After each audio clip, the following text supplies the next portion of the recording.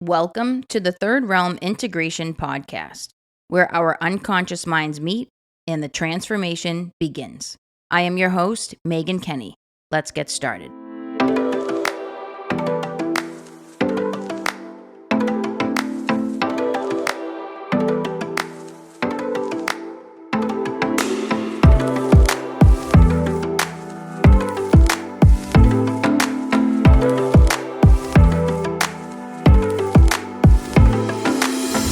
What is up, everybody? What's crack-a-lackin' out there? How's everybody hanging? How's everybody doing? Good, I hope. I hope everybody's finding their way back to center. Coming back into a place of inner peace, flow state, peace of mind, relief. That's where I'm getting myself back to. And I always consider myself a researcher at heart, whether that's in the academic sense, the empirical sense, the anecdotal sense, or just going about researching myself and what works best for me and what conditions must be present in order for me to bring the best version of myself forward with the different hats that I wear. So, I wanted to jump on the mic today after being off. I've actually been off for a couple months, so I pre-record a lot of episodes. So this is the first episode that's coming out in a couple weeks, but I've actually been off for a couple months. So I want to bring you guys into my world a little bit, and I want to shape this conversation by putting the question out of, here's the question. What value do you place on your energy output? How valuable is your energy to you? What structure do you have for your energy output during the day? So what container do you have to hold how much energy you're putting out? And so that goes with how much energy you're receiving back in, how you're finding your way back to balance, back to center after you've expelled your energy. And that includes time and the psychological resources that you're sharing with other people. So how you're there emotionally for people, how you're there intellectually for people. And also, what are your core values around this? What do you prioritize? What are your priorities? And these are some of the questions that came to mind as I was thinking about where I'm at right now and the way in which I am reorganizing and restructuring my day-to-day, my sixth house stuff, my everyday work routine, or just routine in general. But, as a spiritual teacher and healer, I would say, even though I've done episodes before on that word healer, and it just continues to evolve for me. But for lack of a better term, I'll just use the word healer. But really spiritual teacher. I mean, I really consider myself a spiritual teacher above all else. I do it in the space of healing, which I think takes it to a whole other level, because I'm not a healer in the sense of like a body worker or somebody that's making like holistic medicines for people, or apothecary or Reiki, even though I am certified in Reiki, but it's not where my passion lies.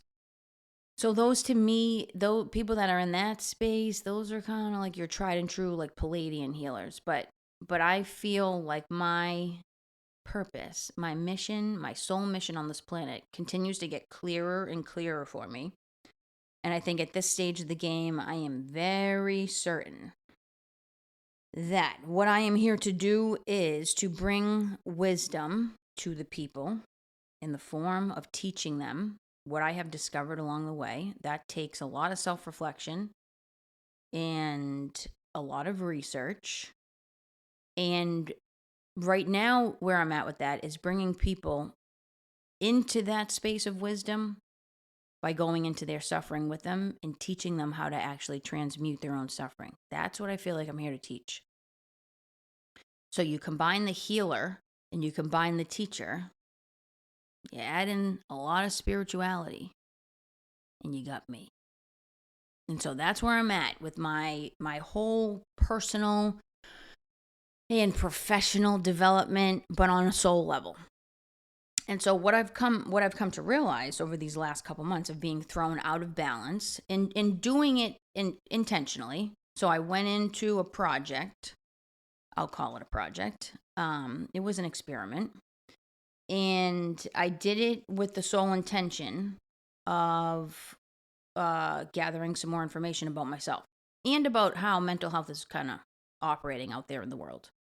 So for a couple months, I went, knee deep into this space and knew what I was getting myself into. So I knew it was going to be a lot to take on. I knew that it was going to challenge me psychologically, emotionally, spiritually, and energetically, which is not something that I'm a stranger to. I mean, I tend to do this because, again, I am a seeker of wisdom, and you cannot acquire wisdom if you don't start with acquiring knowledge and then integrating that knowledge to learn something more deeply about yourself and why you're here and how it lines up with whatever you're gifting the world with. So how you're giving back to the collective based on how you continue to look at yourself and have really deep conversations with yourself. So now coming back into focus, I've gathered the information that I've needed. I've run the experiment. I've done data collection. I've interpreted the results. And now I'm going to use that data to make changes. Changes that I've needed to make for a while, but I didn't have the it wasn't in the environment yet to be able to make the changes. So I needed the things to happen in order to make these changes. So I'll get more concrete about this as I go. But basically what I've come to realize is that my energy is worth something. My frequency is worth something. And my vibration is worth something. Vibration just being the frequency in physical form. So as it takes matter. So my physical being is the vessel, the vibrational vessel of my frequency. Same for you, same for everybody. And I'm not just talking about monetary value. So what monetary value I'm placing on the service that I offer, although that is a big part of it. But back to what I talked about in one of the earlier episodes, or just a couple episodes ago, on the prostitute archetype. That financial gain, so the way in which you receive balance back into your life, or establish balance back into your life by receiving the monetary value for whatever the craft is that you're gifting the world with, is only going to create so much balance before it actually puts you out of balance. Because think about people that make a ton of money that are completely burnt out and miserable and frankly can't even enjoy the money. They can't do anything good with it because all they do is work for it. So yes, it's important to know what your value is and what you bring to the table, what it requires of you to give that thing, give that service, give that whatever, and also recognize where the limit is on that. So you're not going so far that you're willing to give it all as long as you're getting like wholly and fully compensated financially on the back end. So does it make sense to work 70 hours a week and get paid $1 million a year? I mean, that $1 million might sound pretty good, but how's working 60, 70, 80 hours a week sound to you? Does that feel good? Because if it doesn't, and you're willing to take $1 million a year to totally burn yourself out, guess what archetype you're in? The prostitute. You're selling out you're expending all of the energy that you have and then some, which means there's none left for you. There's none left for the people in your life that you care about, that you want to spend quality time with. There's nothing left. Now, you're getting $1 million a year, but does that give you all your energy back? No, because there's only so much time in the week. There's only so much energy in your being. And so eventually that's not going to line up anymore. You do want to, though, make sure that you're very clear about what gift you're giving to the world as far as what that value is financially. So what's the cost that somebody has to pay to get access to your service, to get access to the gift that you're giving? And what value do you place on that?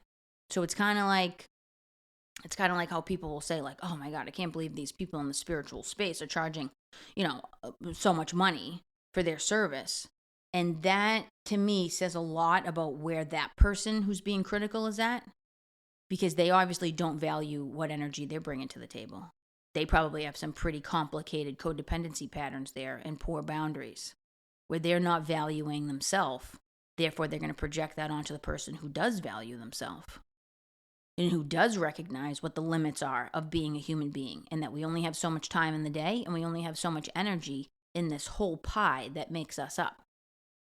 And the people that are critical of the, the spiritual healers that are charging money for their service are the people who have been put on this earth to carry out a mission, which is to maintain the physical 3D system that we're all brainwashed into believing that is the end all be all. So as long as we're working hard, making money, and participating in the system, you get rewarded. You get accepted into the group. And there are disciples of that group, just like there are disciples of the spiritual space, that are there to carry out the mission. So of course they're going to have to try to tear down anybody that's stepping outside that system and doing it an entirely different way, and placing value on energy rather than value on productivity. And so this is sort of like a battle of the light and dark here, right? Because we know the shadow side of the system that we're in right now is pretty hefty. We get everybody burnt out.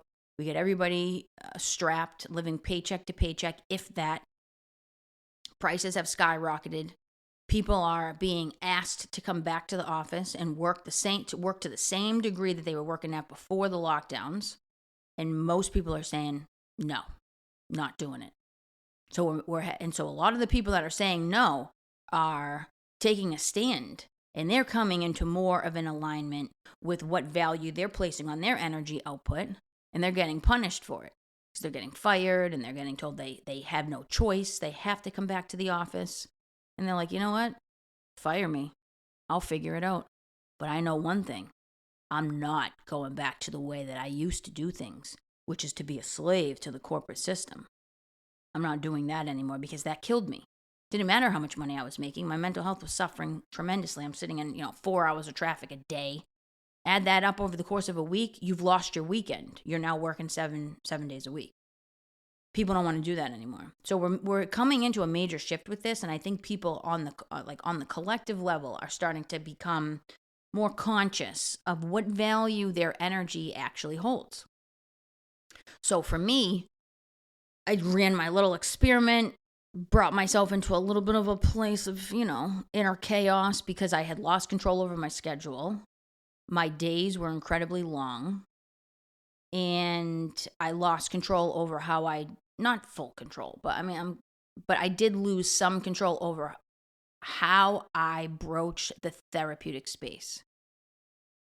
And I found myself almost like essentially working for a corporate company, even though that's not what it seemed like when I jumped on this particular platform.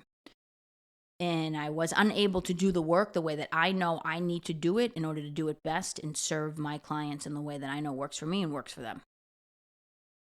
So I also kind of lost control over the types of clients that I was drawing in, and lost control over being able to refer them to providers that I thought were a better fit. So I had to go into this space of encountering my powerlessness again, because as a wounded healer, you walk a path. It's like the path of the Bodhisattva. You walk the path of being always intimately connected with your own suffering. And if you lose connection to your suffering, you will find a way to recreate it so you can get back into the mission.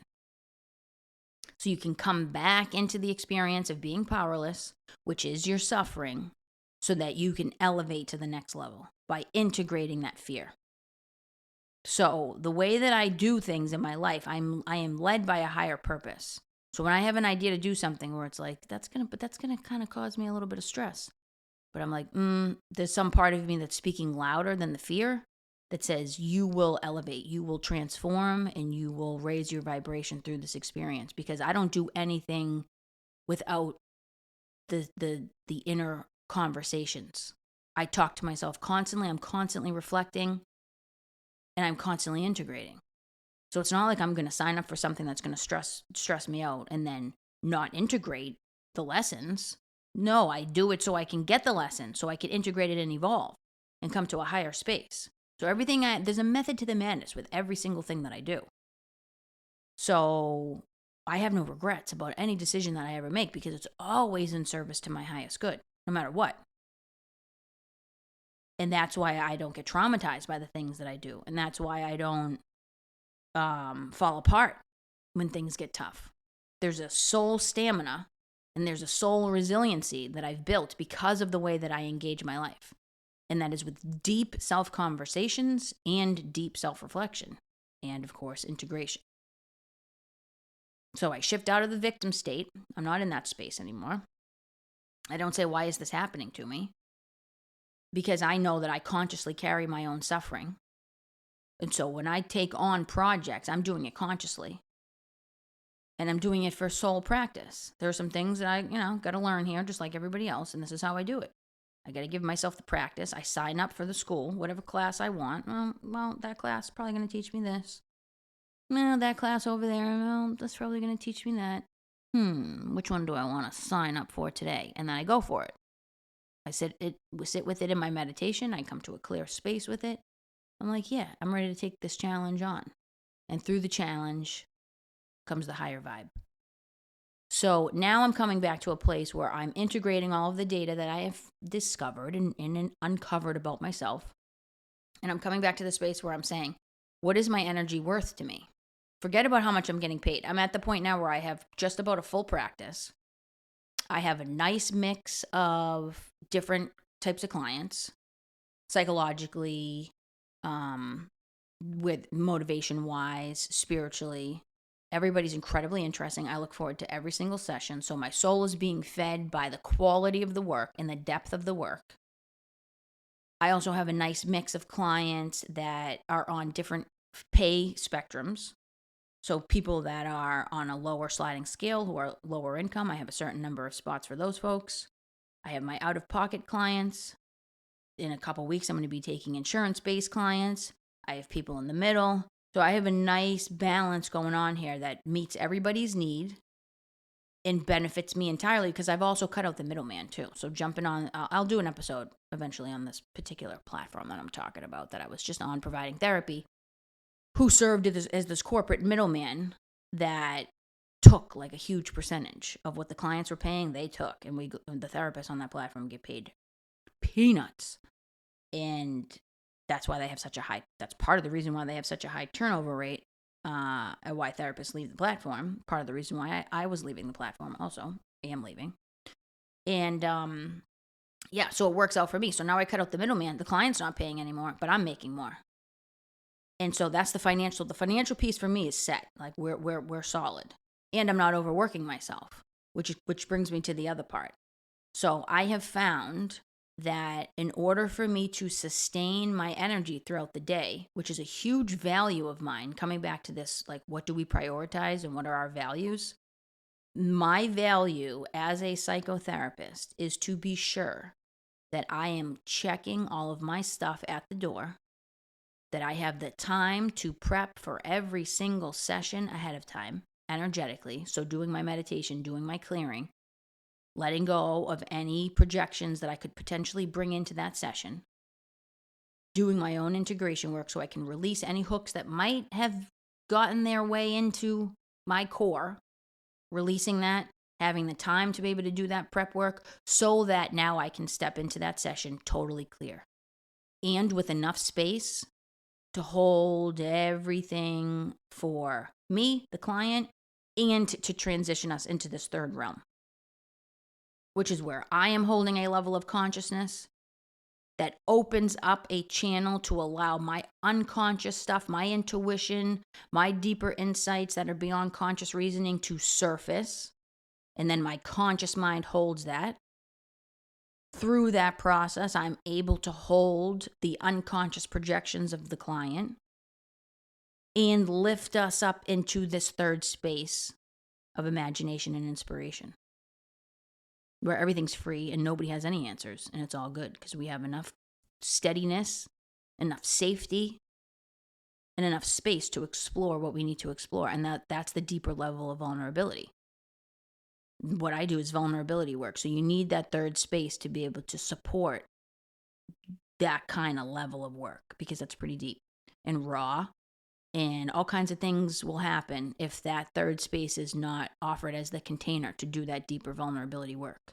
When people get really vulnerable, the ego is a mechanism that will turn on to cause that person to lash out, shut down, have strong reactions after they've gotten vulnerable. So when you're bringing somebody into a vulnerable space the way that I do, it has to be clear that that's what we're doing up front. Otherwise, it's a psychological raping. You're taking advantage of the client, putting them into a vulnerable space without that container there. And that container has to be there in order for this to be sound work, and in order for the integration process to happen for both the therapist and the client. I can't do any of that if I'm coming into the session with all kinds of shit that belongs to me. So I got to clear all that out. So I need time and I need the space in order to create that space, because that is a value of mine that I'm bringing to the therapeutic container. Now that's a pretty big deal. Most therapists are not doing that. So when I talk about what my value is, like, yeah, I definitely need to be compensated for that level of work, because think about how deep that work is on a psychological level for me that I have to do. That heals me also, but allows me to share my gifts and allow people to transmute their own suffering in the therapeutic space. So that's worth something. That's worth a lot, actually. That's worth a lot financially, and that's worth a lot spiritually. That's worth a lot energetically, because I have to use up a good amount of energy in order to make that happen. When I get to that space, and I'm now coming into that therapeutic space, I'm in a flow state. So now I'm not using up any energy at that point in the session if I can come in like that. So now we're free flowing. So the work's already been done. That's what you're paying for. You're not paying for really, truly what's going on in the session. You're paying for what I just did to be able to come into the session to create this new space with you. What we do in the session, to me, is just fun. That's just, I love that shit, because it's just, we're free. This is freedom. We have all this space to play and imagine and manifest and come together and connect and transform and raise the vibration. I mean, that's like, it doesn't get any better than that. Now, when I leave that session, I have to now do that same thing for the next client. But when my day is over, I'm no longer in that space. So when I go back to my normal life, I'm a normal person like everybody else. I'm not staying in that zen heart-centered space all day long, because I have things that I have to get done in the physical world that require a different part of me to step forward. When I'm outside of session, I'm back to being the entrepreneur. I'm working on managing a business and running systems and creating automated systems to make my job easier. I'm in the process right now of basically developing an AI assistant to handle all kinds of things for me that I now no longer have to spend time and energy doing during the week.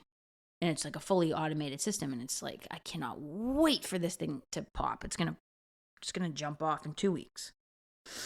I am so thrilled about this, because I'm going to reclaim so much more of my energy, which means now I can dedicate that energy to the things that I value most. This is another reason why, though, I do not like to provide support, clinical support or therapeutic support to clients outside of session. One, you're not getting the best version of me. And when I say the best version of me, I mean the version of me that you need in order to transform. You're getting a different version of me. You're getting the version of me that's in the entrepreneurial mindset, or the dog mom mindset, where I'm taking care of dogs and having to use my energy to manage them, or run errands, or grocery shop, or go to the bank, or go fill up my car, or go shopping, or whatever. So people that are reaching out to me outside the container of that session, you're not getting the same version of me, which in my opinion means you're not getting the best version of me. And you're not getting the best version of me, because in order for me to be in that physical world that I'm talking about, that my life, just like your life, requires us to be in, and simultaneously now also hold the space of that heart-centered clarity to now be able to provide you what you're looking for when you're reaching out, that holding the two takes up a crap ton of energy. And so it's a lot more work for me at that point. It's a lot harder for me to provide therapeutic support by text and email outside of session. That takes way more out of me than 7 back-to-back sessions in one day. I could do 7 back-to-back sessions in one day and end. And the only thing that like has drained my energy is me sitting in a chair for that long and like my legs being crossed or like my hips starting to get a little achy or my neck kind of hurting a little bit from however my chair is positioned at the screen. Otherwise, I'm full of energy. But if you're catching me and needing me to be that therapist to you while I'm out living my life, I can maybe spend 2 minutes on writing you a response and I'm like, I'm spent. Like time doesn't even matter at that point because what I've used up in just 2 minutes, you would think I just was at it for 2 hours. Also, I just don't like the idea of clients not utilizing their inner wisdom and their inner healer outside of session, which is what we're working on in session. So by the time session's over and you're now outside of that session, you should not be relying on me to help get you through whatever it is that you're dealing with. I don't offer that kind of work. That's more like a DBT, full module like DBT model, where your therapist is like pretty much on call for you. And if a crisis hits and you got to talk it through, what you're doing is you're practicing a coping skill with that therapist. And that's what that time is focused on. It's not even focused on processing the thing. So even in the real traditional evidence-based clinical model, you don't have access to your therapist to be like, this is going on and this sucks and I hate this and what should I do? No, it's not about what you should do. What you should do is practice a skill to help you get yourself emotionally regulated. Here's how I'll guide you through the skill right now. Boom, 5 minutes, we're done. Like, so that's even the limit on that. So that's like the most you're actually even getting, even in the traditional therapy space. So it doesn't go beyond that. And so what I'm doing now is because the platform that I was just on, like, encouraged this like texting thing where like clients were like texting you clinical needs outside of session through this chat feature. And then you were expected to respond. And then you were getting like all of these notifications on your dashboard, like you haven't responded, like respond and check in with your clients every 3 days. It's like insanity. You're creating such a level of dependence in that client that you're not calling them to the plate for them to practice what they've been working on in session. You should not be relying on your therapist outside of session for anything. You need to figure it out. And if you can't figure it out, it means the therapy is not working. Either you're not making the most use out of it, you don't have a therapist that's bringing you to that place to develop these skills that can now be used by you outside of session, or there's some barrier here. And if that cannot be achieved, what you need to do is you need to see that therapist multiple times a week for sessions. You need to schedule another session during that week because you obviously need more support around this and more work needs to be done. And 1 session a week is not cutting it. That does not mean, though, that you like now try to take the session outside of the session and put it into the space of email and text and chat. And so that really is a value of mine, that the work takes place in session and in session only. And I have my reasons that I just outlined as to why that's the case. I also need to maintain my own energy. I also need to have boundaries around my work. And I need to know that when my work day is over, it's over. And I can put that client out of my mind. I can now come back and do my own self-reflection and work on whatever came up for me during that day. So I can clear, so I can raise awareness, integrate, and then clear. So I'm ready for the next round. And that's how you don't get burnt out as a therapist. And people wonder why therapists have the highest burnout rate of like any profession. Well, because people aren't doing this. They're feeling like they have to do all of this extra stuff that is you're doing too much. So I'm coming back to a place now where I am regaining. I'm not just regaining management and control over my energetic experience. I'm feeling empowered to do it. I've always known that this is what I need to do and should do because it works best for me.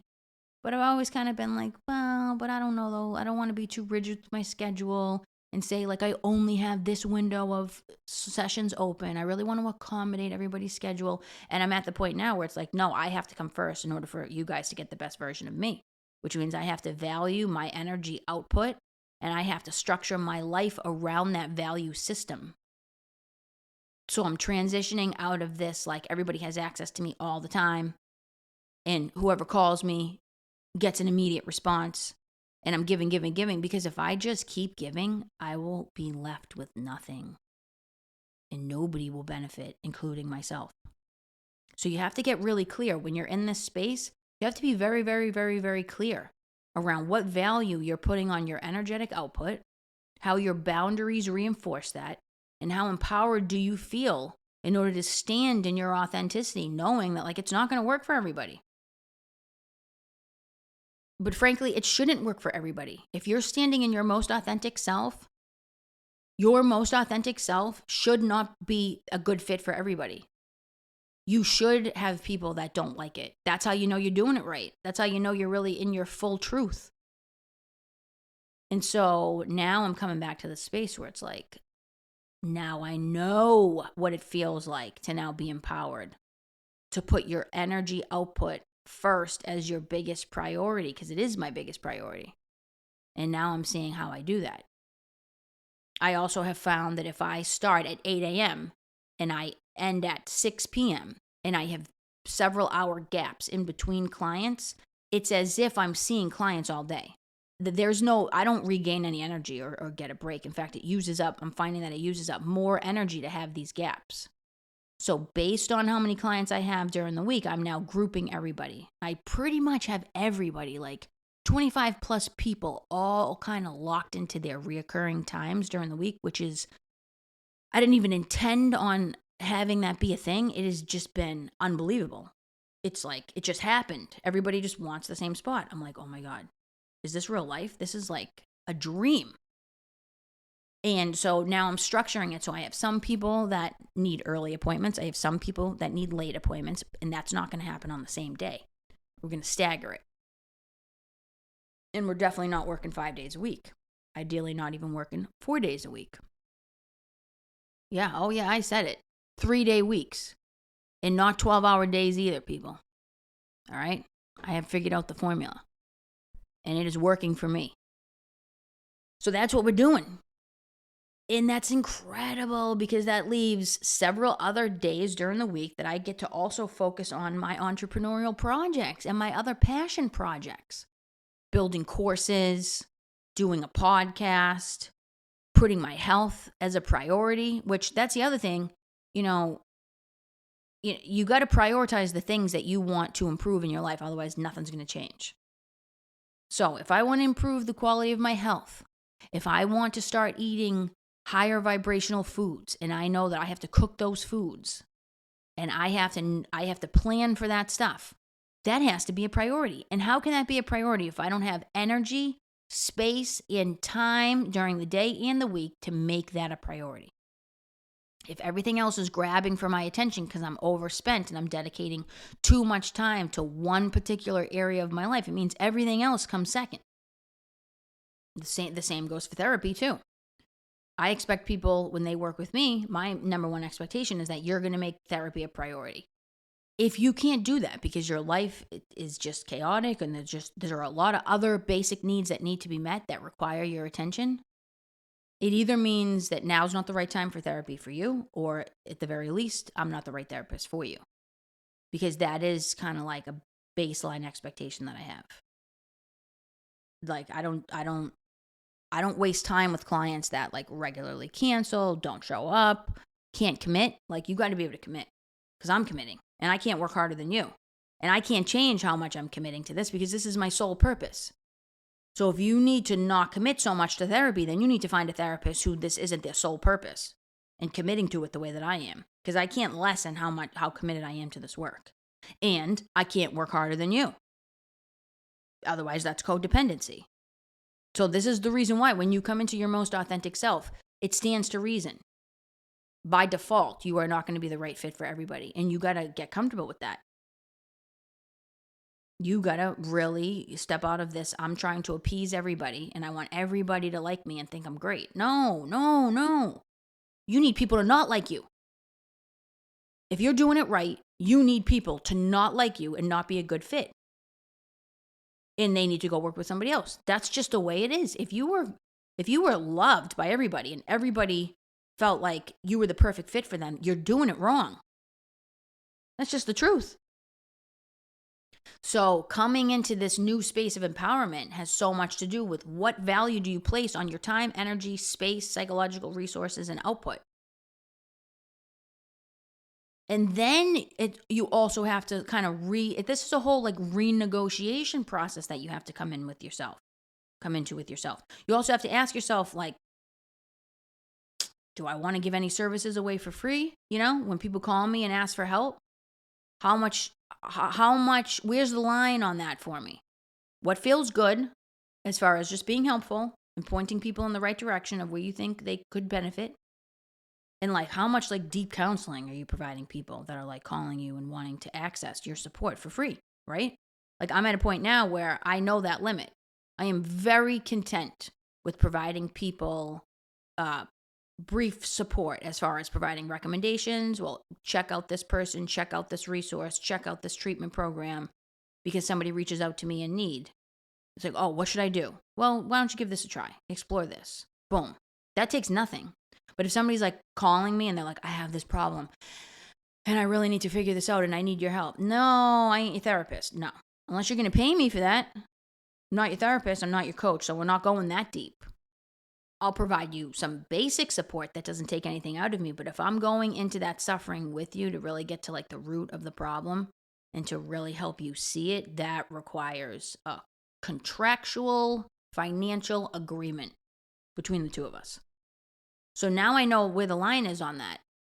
And if somebody's asking for that, somebody's asking me to go deep with them, I don't think I would say like, you have to pay me for that. I just wouldn't respond with that level of support. I would just keep it surfacey. I would just redirect by my response and provide more like of a consultation type of thing. Very brief though. So, and here's the other thing too, you guys. Two other pieces that I just want to say before I wrap. One, when you come into your value and you're willing to put boundaries around that, this is where you start to manifest financial abundance. All of these manifestation meditations on how to draw in more financial abundance in your life. One, it starts with recognizing where you're already abundant. And two, it has everything to do with how you're going to protect that abundance and what your energetic boundary is around that. Because once you start valuing your energy and you put restrictions on how much access people have to that energy and how much you're giving out, you will draw in everything that you deserve. And I'm living proof of that right now. I have a thriving private practice right now. And I work 3 days a week, 6 to 7 hour days, and every other Monday for like a couple hours. And I can't explain how this all shaped out. The only thing that I can say is that because I continue to do the deep work on myself, I show up, I take on challenges, and I carry my suffering consciously, and I integrate those lessons, I somehow come into more alignment. And I am now, my outer world is reflecting the abundance that I have within. So it's huge. It's huge. The other piece too is when you start valuing yourself, what you're doing unconsciously is you're communicating a message to the people around you that it's okay for them to value themselves too.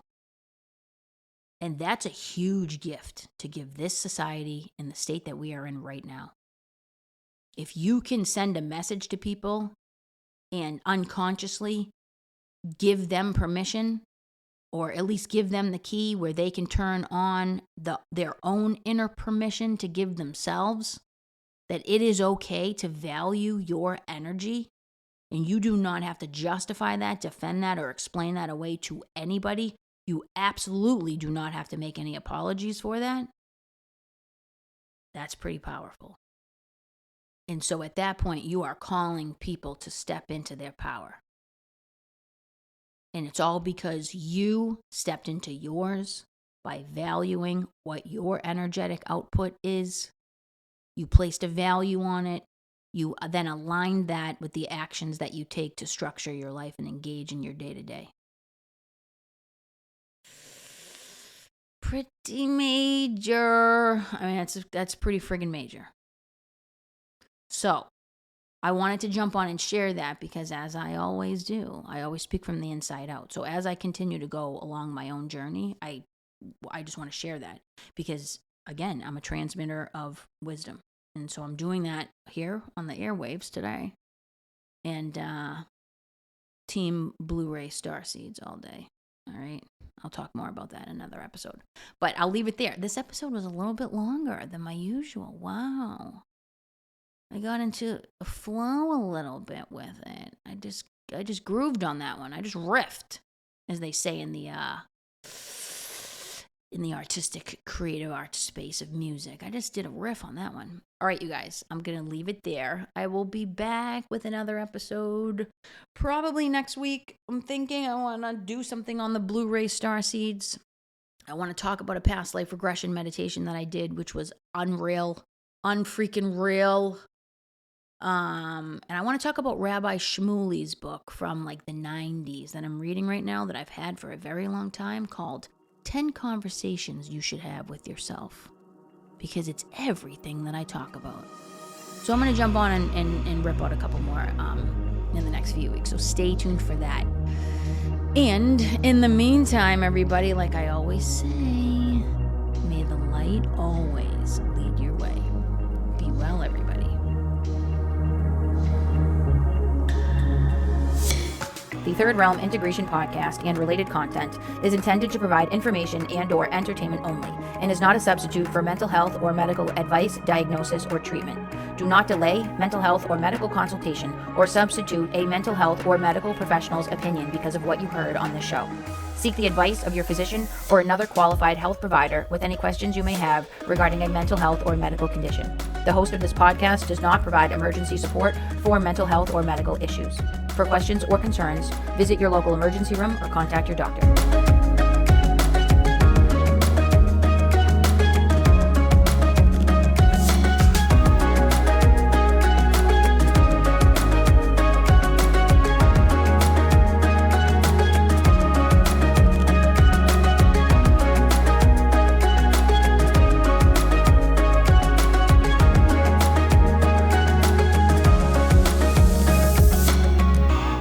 Right here from Rabbi Shmuley's book, 10 Conversations You Need to Have with Yourself.